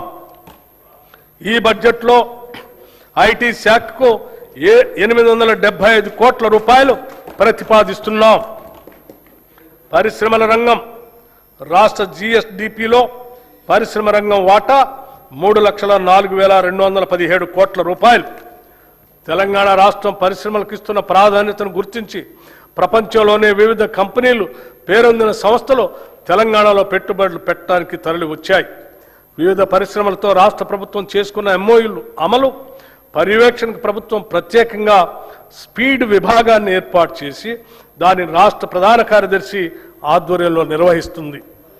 Rising and accelerating MSME performance ద్వారా రాష్ట్రంలో 140 మహిళా సంఘాల ఆధ్వర్యంలోని వ్యాపారాలను వేగవంతం చేయడానికి ప్రత్యేక కార్యక్రమం చేపట్టింది. 33 జిల్లాల్లో మారుమూలన ఉన్న మహిళలను కూడా చేరుకునేటట్లుగా ప్రీ ఇంక్యుబేషన్ కార్యక్రమం చేపట్టాం. దివ్యాంగులు, ట్రాన్స్జెండర్లు, మైనారిటీలు, ఆదివాసీలు వంటి వర్గాలకు చెందిన మహిళా వ్యాపారులకు ప్రత్యేకంగా ఇంక్యుబేషన్ గ్రౌండ్ స్థాయి ఎంఎస్ఎంఈలకు ప్రాధాన్యత ఇస్తున్నాం. తెలంగాణ పశ్చిమ ప్రాంతం, ముఖ్యంగా కొడంగల్ పరిసర ప్రాంతంలో రాబోయే సంవత్సరాల్లో ప్రధాన పారిశ్రామిక కేంద్రంగా అభివృద్ధి చెందనుంది. ఈ నేపథ్యంలో రాబోయే రేడియల్ రోడ్ 2 సమీపంలో భారీ పారిశ్రామిక పార్కుల కోసం ప్రభుత్వం భూములను సమీకరించేందుకు ప్రణాళికలు రూపొందించింది. దీనితో పాటు కొడంగల్ మల్టీపర్పస్ ఇండస్ట్రియల్ పార్క్ ని కూడా అభివృద్ధి చేస్తాం. కేంద్ర ప్రభుత్వం సహకారంతో జహీరాబాద్ ఇండస్ట్రియల్ స్మార్ట్ సిటీ ప్రాజెక్టును అభివృద్ధి చేస్తున్నాం. ఇది 3,245 ఎకరాల విస్తీర్ణంలో జాతీయ పారిశ్రామిక కారిడార్ అభివృద్ధి కార్యక్రమంలో భాగంగా అమలవుతుంది. మన రాష్ట్రం నుంచి సరుకు ఎగుమతులు 1,61,843 కోట్ల రూపాయలకు చేరి దేశంలో 7వ స్థానంలో ఉంది. ఇందులో ముఖ్యంగా ఏరోస్పేస్ మరియు డిఫెన్స్ రంగాలు కీలక పాత్ర పోషిస్తూ మొత్తం ఎగుమతుల్లో దాదాపు 30% వాటాను కలిగి ఉన్నాయి. ఇంకా ఈజ్ ఆఫ్ డూయింగ్ బిజినెస్ విషయంలో తెలంగాణను కేంద్ర ప్రభుత్వం టాప్ అచీవర్గా గుర్తించడం గర్వకారణం. ఇటీవల హైదరాబాద్లో నిర్వహించిన 23వ బయో ఏషియా అంతర్జాతీయ సదస్సుకు విశేష స్పందన లభించింది. ఈ సదస్సులో 1,700 కోట్ల రూపాయల పెట్టుబడులు పెట్టడానికి పెట్టుబడిదారులు ఆసక్తి వ్యక్తపరిచారు. వి హబ్ ద్వారా రాష్ట్రంలోని 33 జిల్లాల్లో 700కు పైగా మహిళా వ్యాపారవేత్తలకు మద్దతు ఇస్తూ వారి సమగ్ర అభివృద్ధికి దోహదపడుతున్నాం. ఈ బడ్జెట్లో పరిశ్రమల శాఖకు 3,490 కోట్ల రూపాయలు ప్రతిపాదిస్తున్నాం.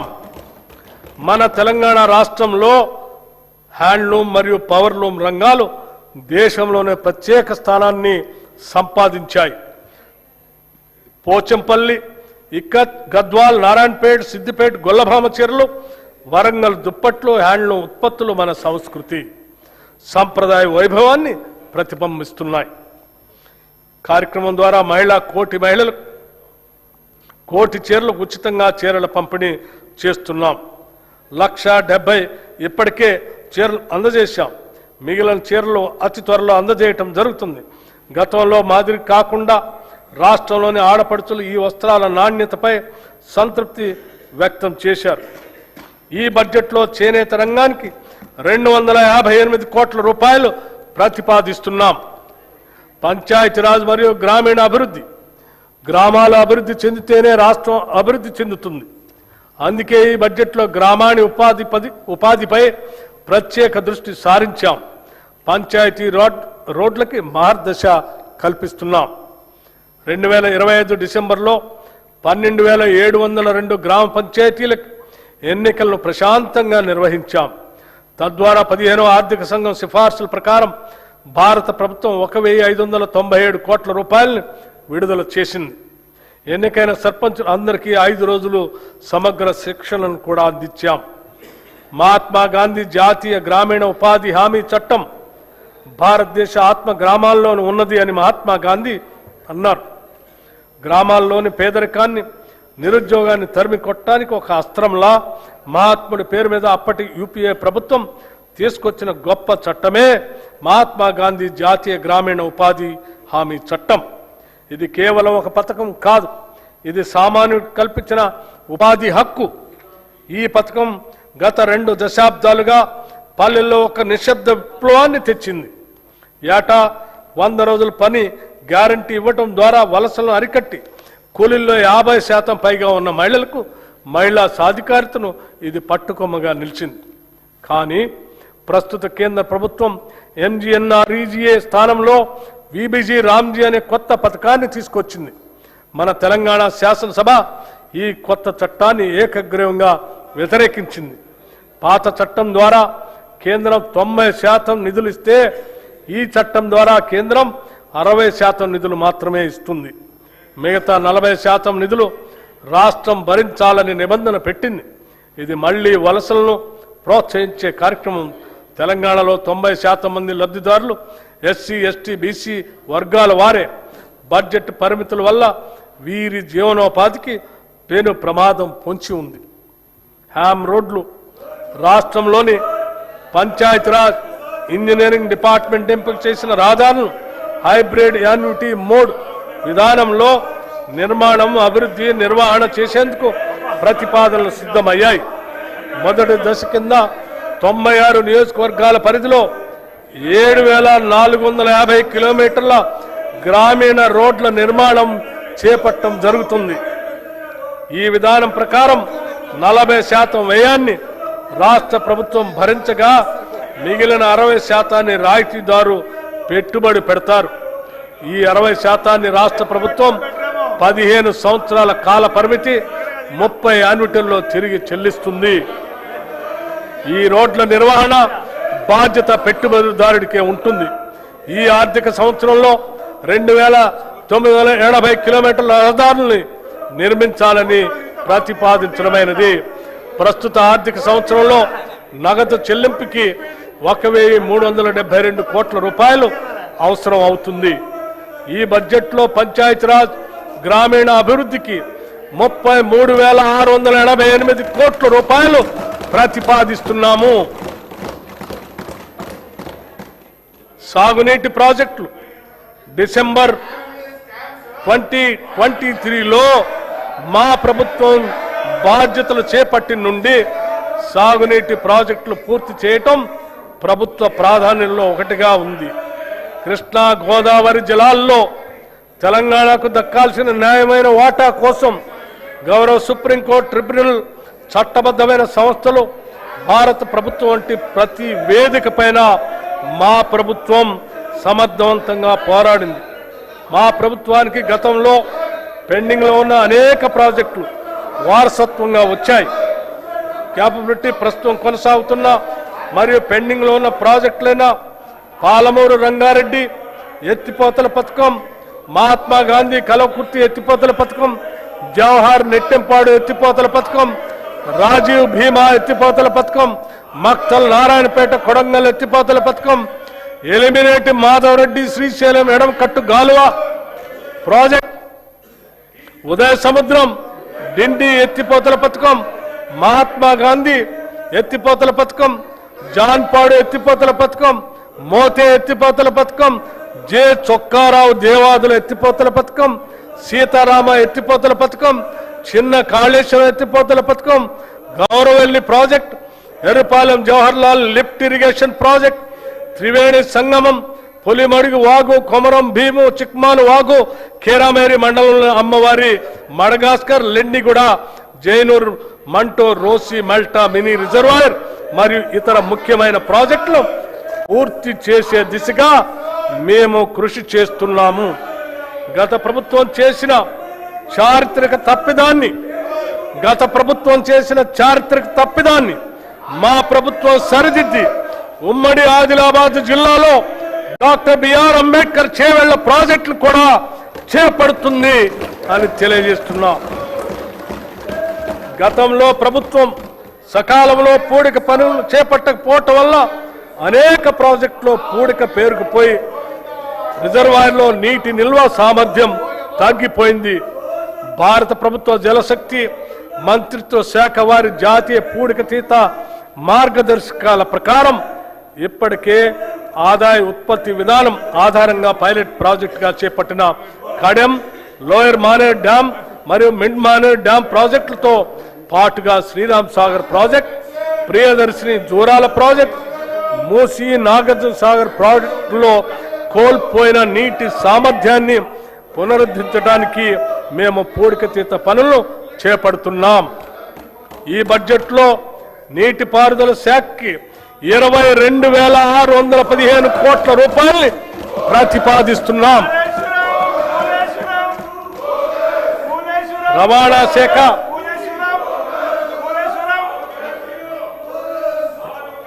తెలంగాణ రాష్ట్ర రవాణా శాఖ పరిధిలో 1,82,00,000 నమోదిత వాహనాలు ఉన్నాయి. వ్యవసాయ మరియు త్రిచక్ర వాహనాలు చెందిన 11,75,000 వాహనాలకు 105,16,00,000 రూపాయలు పన్ను మినహాయింపులు మంజూరు చేశాం. ఎలక్ట్రిక్ వాహన విధానం కింద 1,06,000 ఎలక్ట్రిక్ వాహనాలకు 856,98,00,000 పన్ను మినహాయింపులు ఇచ్చి పర్యావరణ పరిరక్షణకు తోడ్పడుతున్నాం. దీని ద్వారా ప్రభుత్వానికి రాబడి తగ్గిన పర్యావరణ పరిరక్షణ విషయంలో వెనకడుగు వేయటం లేదు. రాష్ట్ర వ్యాప్తంగా రోడ్డు భద్రతా చర్యలను మరింత కఠినతరం చేశాం.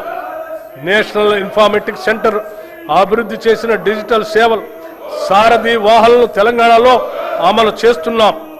వాహన సేవలను వచ్చే 6 నెలల్లో పూర్తిగా అందుబాటులో తీసుకొస్తాం. రాష్ట్రంలోని అన్ని R&B రోడ్లను హైబ్రిడ్ యాన్యుటీ మోడ్ విధానంలో అభివృద్ధి చేసేందుకు ప్రతిపాదనలు సిద్ధమయ్యాయి. హైదరాబాద్ చుట్టూ రీజనల్ రింగ్ రోడ్డు నిర్మాణంలో పాటు సమాంతరంగా రీజనల్ రింగ్ రైలు ఏర్పాటు చేయాలని నిర్ణయించాం. హైదరాబాద్ చుట్టూ రీజనల్ రింగ్ రోడ్డు నిర్మాణంతో పాటు సమాంతరంగా రీజనల్ రింగ్ రైలు ఏర్పాటు చేయాలని నిర్ణయించాం. నూతన విమానాశ్రయాల అభివృద్ధి, వరంగల్ విమానాశ్రయం కోసం భూసేకరణ పూర్తి చేసి నిర్మాణపు పనులు వేగవంతం చేస్తాం. ఆదిలాబాద్ విమానాశ్రయం మాస్టర్ ప్లాన్ తుది దశలో ఉంది. ఈ బడ్జెట్లో రవాణా రోడ్డు భవనాల శాఖకు 12,700 89 కోట్ల రూపాయలు ప్రతిపాదిస్తున్నాం. న్యాయశాఖ సత్వర న్యాయం సమన్యాయం అనే లక్ష్యంతో న్యాయశాఖను బలోపేతం చేయడానికి ప్రాధాన్యత ఇస్తూ ప్రభుత్వం అదే దిశగా ముందుకు సాగుతుంది. న్యాయ వ్యవస్థకు అవసరమైన మౌలిక వసతుల అభివృద్ధికి ప్రాధాన్యత ఇస్తున్నాం. తెలంగాణ రాష్ట్రానికి తలమానికంగా రాష్ట్ర హైకోర్టు భవనాలను, న్యాయమూర్తుల నివాస గృహాలను 2583 కోట్ల రూపాయల ఖర్చుతో అధునాతన వసతులతో నిర్మిస్తున్నాం. మా ప్రభుత్వం వచ్చినప్పటి నుంచి ఇప్పటి వరకు 11 అదనపు జిల్లా న్యాయస్థానాలను, 2 సీనియర్ సివిల్ జడ్జి స్థానాలను, 46 జూనియర్ సివిల్ జడ్జి స్థానాలను నిర్మించడానికి అనుమతులు ఇచ్చాం. ఈ బడ్జెట్లో న్యాయశాఖకు 2367 కోట్ల రూపాయలు ప్రతిపాదిస్తున్నాం. భారతదేశంలోనే అత్యంత నివాసయోగ్యమైన నగరంగా హైదరాబాద్ ఇప్పటికే ఖ్యాతి గడించింది. అయినప్పటికీ దీనిని అంతర్జాతీయ నగరాలకు ధీటుగా తీర్చిదిద్దేందుకు మన ప్రభుత్వం తగిన చర్యలు చేపడుతుంది. ప్రజలు, సంస్థలు, స్వచ్ఛంద సంస్థలు, కార్పొరేట్ సామాజిక బాధ్యత భాగస్వాములు తదితరుల సహకారంతో అనేక నూతన కార్యక్రమాలకి శ్రీకారం చుడుతుంది. హైదరాబాద్ శరవేగంగా అభివృద్ధి చెందుతున్న నగరాల జాబితాలో ముందుంది. అయినా ప్రభుత్వం అక్కడితోనే ఆగకుండా తెలంగాణలోని ప్రతి పట్టణం, ప్రతి నగరం హైదరాబాద్ మాదిరిగా అభివృద్ధి చెందాలనే లక్ష్యంతో పని చేస్తున్నది. రాష్ట్రంలో పట్టణీకరణ శాతాన్ని పెంచగలిగాం. ఈ ప్రభుత్వం చిత్తశుద్ధితో పని చేస్తుందని చెప్పడానికి ఇది ఒక నిదర్శనం. హైదరాబాద్ మహానగర ప్రాంతానికి ఔటర్ రింగ్ రోడ్డు వరకు తాగునీరు, మురుగునీటి సేవలను హైదరాబాద్ మహానగర వాటర్ బోర్డు అందిస్తుంది. గోదావరి తాగునీటి ప్రాజెక్ట్, కొత్త రిజర్వాయర్లు, 39 మురుగునీటి శుద్ధి కేంద్రాల్ని మంజూరు చేశాం. వాటి నిర్మాణం వివిధ దశల్లో కొనసాగుతుంది. పాత జిహెచ్ఎంసీ సంస్థకు ఉన్న అధిక వడ్డీ అప్పుల గురించి సంబంధిత బ్యాంకులతో చర్చించి వడ్డీ రేటుని 9.15% నుండి 7.95% తగ్గించాం. దీనితో సంస్థకు గణనీయమైన ఉపశమనం లభించింది. హైదరాబాద్ నగర మౌలిక వసతుల అభివృద్ధి కోసం హైసిటీ పథకం కింద 2654 కోట్ల రూపాయలు కేటాయించాం. హైడ్రా సంస్థ ప్రజా ఆస్తుల రక్షణ మరియు విపత్తు నిర్వహణ కోసం స్థాపించబడింది. ఇప్పటి వరకు 1045 ఎకరాల ప్రభుత్వ భూమిని ఆక్రమణ నుండి తిరిగి స్వాధీనం చేసుకుంది. వీటి విలువ సుమారు 60,000 కోట్లుగా ఉంటుంది.